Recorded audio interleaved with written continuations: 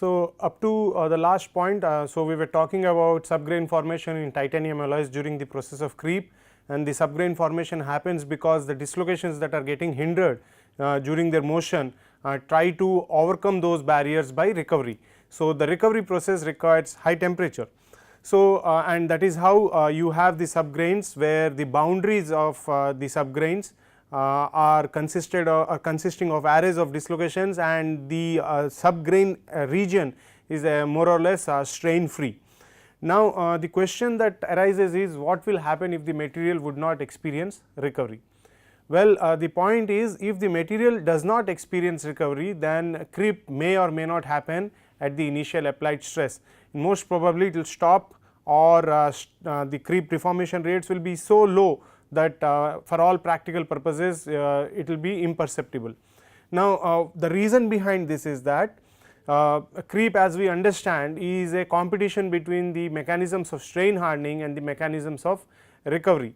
So, as creep is a plastic deformation process, so when creep is happening, you have dislocation dislocations getting generated as well as dislocation motion, and this leads to strain hardening. And when strain hardening happens, the strength of the material increases, that is the flow stress of the material increases, and at some point of time the flow stress would become higher than the initial applied stress, and so the material would stop creeping unless there is recovery which is assisted by temperature, and recovery allows these dislocations to overcome the barriers to motion. So, recovery is important for creep deformation, and plastic deformation by the applied stress and overcoming barriers to plastic deformation by recovery, this is more or less what creep is. Now, one of the earliest studies on creep, the time dependence of strain was carried out by Andrade, and Andrade, based on his experiments, he proposed the following equation. So, Andrade was trying to understand the time dependence of plastic strain, and what he found out was whenever a material is subjected to a certain load, there is initially there is some instantaneous strain, and then there is some you have some instantaneous strain, and then there is some initial flow which gradually disappears, and then finally the material undergoes deformation under constant flow conditions and experiences elongation under constant flow conditions. And based on these observations, he proposed the following equation. Now, here in this equation, epsilon is the creep strain, the plastic strain that the material is experiencing, and epsilon naught is the instantaneous strain, that is the strain that the material exhibits or experiences right on during the application of the stress, and T is the time or the duration of creep, and beta and kappa are constants. Now, if you recall, we are saying a creep curve technically looks like that. You have a instantaneous strain, and then you have a primary creep region, and then it goes to a secondary creep region, and then following it goes to failure in the tertiary creep regime. But in Andrade experiments, he only found out or looked at the instantaneous strain, and then the primary creep region, and then he looked at the steady state region. Now, in his equation, the transient creep, that is the primary creep region, the primary creep stage, is described by the constant beta, and the constant k or the kappa represents the secondary creep stage, where the secondary creep stage is basically talking about extension per unit length that proceeds at a constant rate. And if kappa is equal to 0, then basically the curve will be limited only up to the stage 1 or only up to the primary or transient creep region only. So, while this was one of the earliest equations to describe creep, there were some objections or objections raised to the Andrade's equation, and one of the major objection to the Andrade's equation is that it predicts infinite creep rate at the instant of loading, that is when t is very small or when t approaches 0, then the creep rate approaches a value of infinity, which is considered to be unrealistic. So, the way to look at it is if you write epsilon is equal to epsilon naught 1 plus beta t 1 over 3 epsilon kappa t. So, epsilon can be written as epsilon naught into e to the power kappa t plus epsilon naught beta e to the power kappa t into t to the power 1 by 3. So, d epsilon by dt, which is equal to epsilon dot, then becomes kappa epsilon naught e to the power kappa t plus beta epsilon naught kappa t to the power 1 by 3 into e to the power kappa t plus 1 by 3 e to the power kappa t into t to the power minus 2 by 3. So, if you look at this equation, if t tends to 0, then since epsilon dot has a term that includes t to the power minus 2 by 3. So, epsilon dot will automatically tend to infinity, and that is what was the primary objection raised to the Andread's equation, because it is not it is unable to explain how epsilon dot will tend to infinity, which is not true. Subsequent years, Garofalo proposed the following equation to describe the creep curve, and this equation was supposed to overcome the limitations of the Andread equation. So, in this equation Garofalo proposed that epsilon is equal to epsilon naught, and then there is a primary creep term and there is a steady state creep term. So, here epsilon is the creep strain, epsilon naught is the instantaneous strain, epsilon t is the limit for transient creep or the primary creep region, and r is the ratio of the transient creep rate to the transient creep strain, and epsilon s dot is the steady state creep rate. However, what is very clear from this equation is that the Garofalo equation is only describing only the primary and the secondary creep stage, and it does not talk anything about the tertiary creep stage. However, an extension of the Garofalo equation can be made to include the tertiary creep regime, and this was done later by Evans and Wilshire, who showed that the creep curve could be described by the following equation. So, you could have epsilon is equal to epsilon naught, and this is basically up to this point it is the Garofalo equation, and then they added an additional term for the tertiary creep regime. Here epsilon L, which is the new term that they introduced, epsilon L is equal to the smallest strain deviation from the steady state at the onset of tertiary creep. So, if you look at the curve epsilon versus t, so the point or the smallest strain that takes the material away from steady state. So, if this is the extrapolation of steady state, so the smallest strain deviation which takes the material from away from steady state into tertiary creep, that is what epsilon L is, and the onset of tertiary creep, and p is a constant and TOT is the time for onset of tertiary creep. So, probably somewhere around here this will be TOT, and the other terms are the same as before.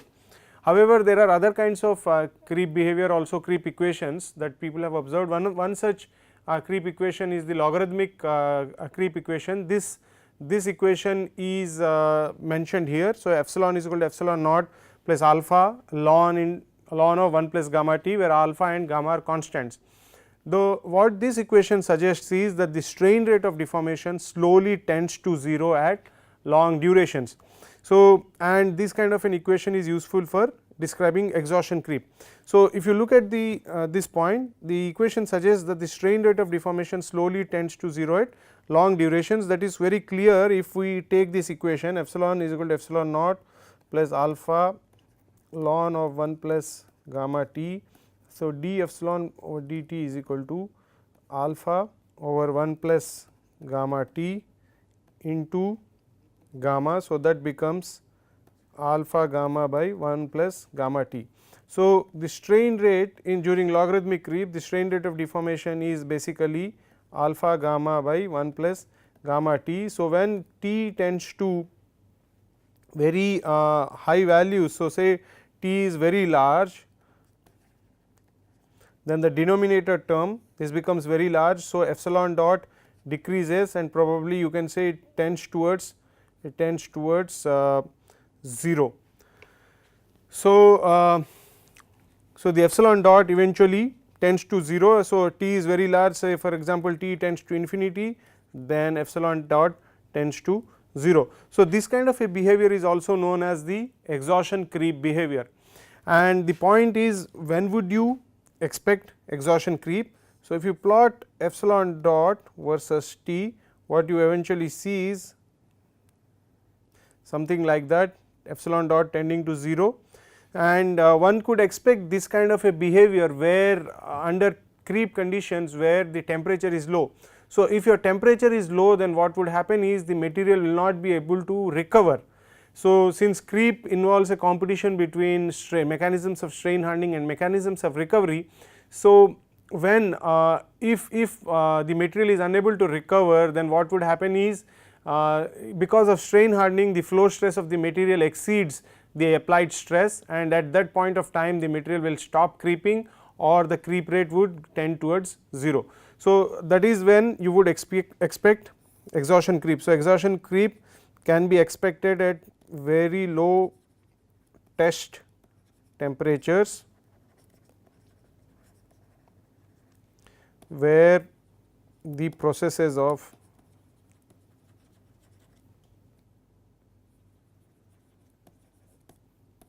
recovery are suppressed. So, we looked at 3 equations. We looked at the Andreads equation, we looked at Garofalo's equation, and we also have looked at exhaustion creep, which is the logarithmic equation. So, the question that arises is what is the basis of the creep equation?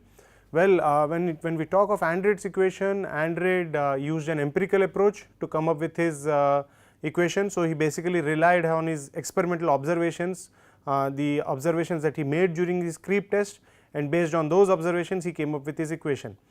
Whereas, in the case of Garofalo, Garofalo proposed his equation considering substructural changes occurring during the creep deformation and by considering creep as a first order kinetic reaction. So, Garofalo looked at creep as a first order kinetic process, and based on that he suggested his equation. Now, what is a first order kinetic reaction? Well, in first order kinetic reaction, the rate of the reaction is directly proportional to the concentration of the reactant. So, if you have a reaction like this going on A plus B giving rise to C plus D, where A and B are the reactants and C plus D are the products, C and D are the products, then the rate of the reaction, if it turns out to be of this form. So, if dA over dt, which is the change in concentration of A, if it turns out to be directly proportional to the concentration of A itself, then that is known as the first order kinetic reaction. Of course, there is a negative term here. The negative term actually implies that the concentration of A is decreasing with time. So, when you have something like this, then that is known as the first order kinetic reaction. This a similar concept was used for describing creep. So, if we use first order kinetic approach to understanding creep, then we will be able to derive the equation that we know about creep. What Don and co-workers did was they looked at transient and steady state creep as a first order reaction, and by using that they came up with the creep equation. So, the creep rate was is known to be decreasing in the transient creep region and to approach a steady state value. So, that kind of a behavior can be modeled by using an equation like this. So, the decreasing rate of strain rate in the primary creep eventually leading to a steady state creep, that kind of a behavior can be captured by this following equation.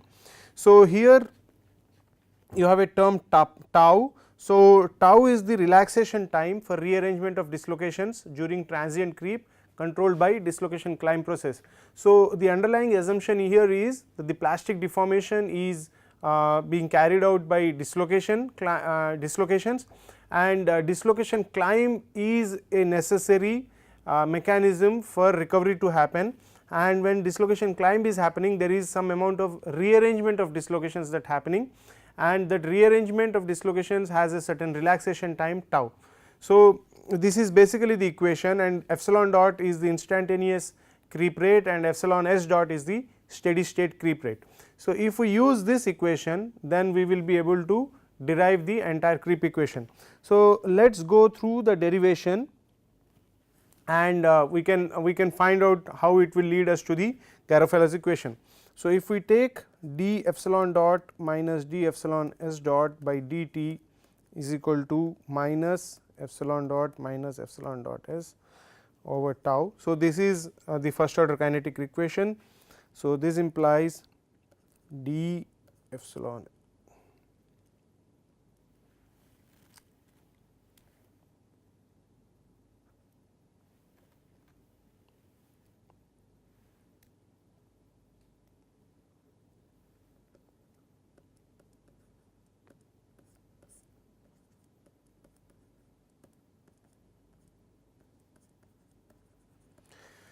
that is equal to minus 1 by tau dt.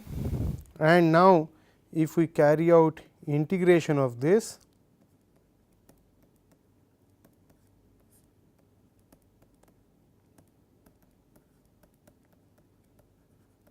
so that will lead us to ln of epsilon dot minus epsilon dot s is equal to minus t by tau plus some constant k.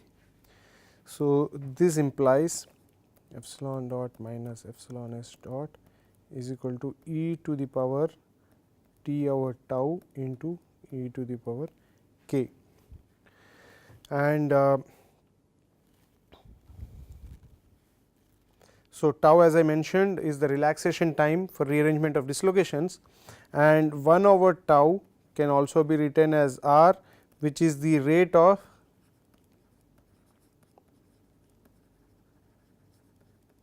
exhaustion of transient creep. So, this implies epsilon dot minus epsilon dot is equal to e to the power minus r t into e to the power k. So, this implies epsilon dot is equal to epsilon s dot e plus e to the power minus r t into e to the power k. So, d epsilon by d t is equal to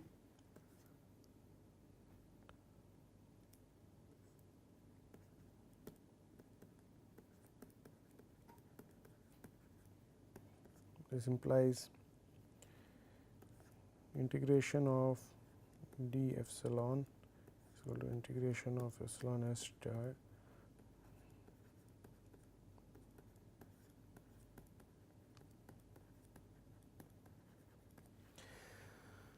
So, at time t is equal to 0, we get the instantaneous strain epsilon naught. So, at t is equal to 0, we get the instantaneous strain epsilon is equal to epsilon naught. So, therefore, the bounds of the integration will be epsilon naught to epsilon and is equal to 0 to t epsilon s dot dt plus 0 to t e to minus r t e to the power k into dt. So, this gives epsilon minus epsilon naught is equal to epsilon dot s into t, and the other integration gives us r into e to the power k into 1 minus e to the power minus r t.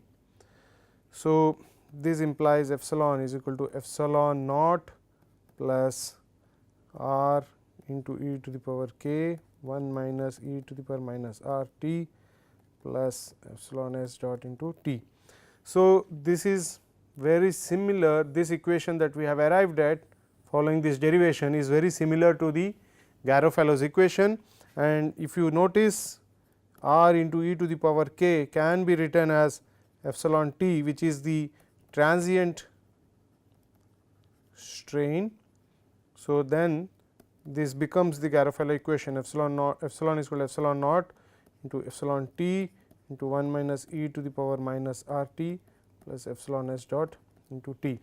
So, this is how using the first order kinetic approach one can derive the Garofalo's equation.